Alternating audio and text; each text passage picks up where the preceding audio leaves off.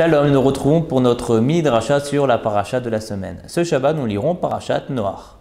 Et la fin de la paracha de la semaine dernière, donc Bereshit, nous évoque le regret qu'a eu Hachem d'avoir créé l'homme.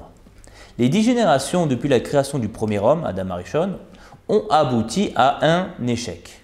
Hachem a pris la ferme décision de faire disparaître tous les habitants de la terre, à l'exception de Noach, de sa famille et d'un nombre d'animaux suffisant pour repeupler ensuite la terre. Le premier verset de notre paracha nous déclare « Ele toldot Noach, Noach ish tzadik tamim haya bedorotav, et haElohim it aler Noach. » Voici la descendance de Noach. Noach fut un homme juste, irréprochable entre ses contemporains. Il mena sa vie selon les voies de Dieu. Dans ce verset, Rashi nous précise que la Torah a voulu commencer par l'évocation de la postérité de Noach, puisque le début du verset nous dit « Ele toldot Noach », voici la descendance de Noach. De ce fait, la Torah nous aurait informé du nombre d'enfants qu'il a pu obtenir et de leur nom.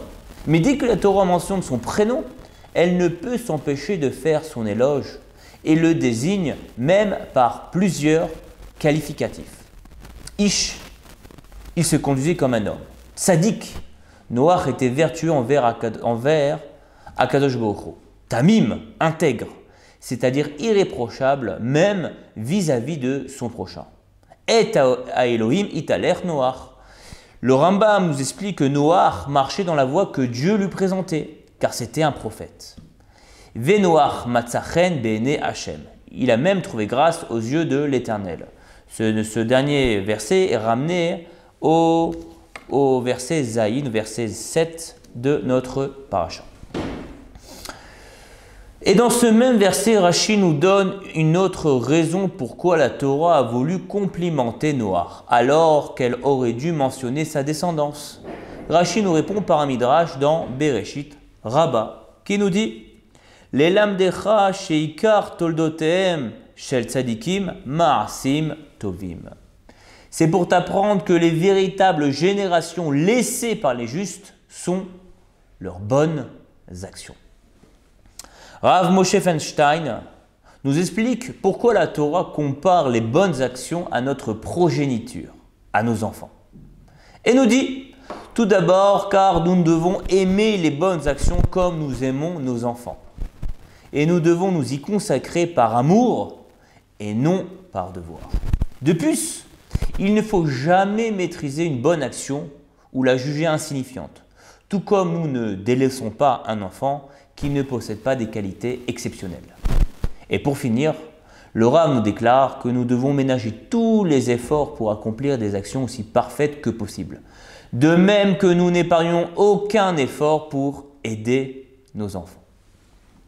À ce sujet, le Chavetz Chaim nous explique que notre amour pour Akadosh Baruch Hu s'exprime par l'accomplissement de ces bonnes actions. Et seuls les mitzvot réalisés uniquement pour l'amour d'Hachem nous suivront après 120 ans sous le trône d'Hachem. Les autres bonnes actions nous aideront seulement à ne pas accéder au Gehinam. Laura nous ramène une parabole pour nous l'expliquer. Un homme arrivé à un certain âge a voulu, avec toute sa famille, faire Salia, résider en terre d'Israël. Arrivé au port pour embarquer sur le bateau, le capitaine l'avertit qu'il ne pourra pas voyager avec certains de ses enfants, car à cause du long trajet qui les attend, ces derniers ne survivront pas. À présent, le père sait qu'il est dans l'obligation de quitter une partie de ses enfants. Et de plus, dû à son vieil âge, il ne les reverra plus. La tristesse est à son comble au moment des adieux. Le rêve du père d'avoir tous ses enfants autour de la table se réalisera jamais. Le Chavetz Chaim nous dévoile qu'après 120 ans, nous aurons beaucoup de peine à nous séparer d'une partie de nos mitzvot, dites fragiles. Et cette tristesse est comparable à ce père qui se sépare d'une partie de ses enfants.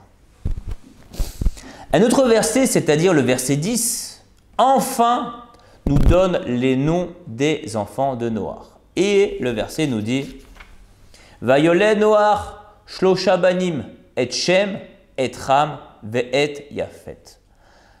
Noach engendra 3 fils. Le premier s'appelle Shem, Ram le deuxième et Yafet le troisième.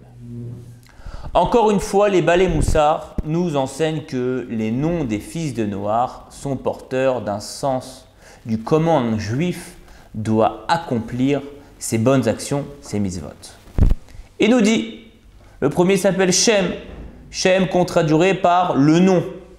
L'allusion est qu'un Ben Israël doit toujours avoir le nom d'Hachem à l'esprit pendant la réalisation de chaque mitzvah. Les Shem Shamaïm, pour Hachem, sans en tirer un quelconque intérêt personnel. Le deuxième s'appelle Cham, qui veut dire chaud en hébreu. Il vient nous enseigner qu'il faut accomplir les mitzvot avec beaucoup d'ardeur et d'enthousiasme. Même si celles-ci sont répétitives, nous devons manifester beaucoup d'entrain, être enflammés pendant la réalisation des mitzvot. Puis le dernier, Yafet, qu'on traduirait par joli, nous devons accomplir la mitzvot avec éclat, comme nous le recommande le verset Zekeli Vianveo, c'est mon Dieu et je veux l'embellir. Le Talmud Traité Shabbat, page 133, folio B, nous déclare par toi devant lui de mitzvot, construis-toi une belle soukha, prends un bel électrotrog, etc., etc. Il faut enjoliver, embellir, la rendre belle et agréable, la mitzvah, aux yeux d'Hachem. Voilà l'une des leçons que nous devons tirer du début de cette paracha. Se rendre compte qu'après 120 ans, la seule chose que nous emporterons auprès d'Hachem, ce sont nos mitzvot. Nous devons apprendre aussi à les réaliser de la manière la plus parfaite possible. Et bien entendu, les chérir comme nous chérissons nos enfants. Shabbat Shalom et à la semaine prochaine.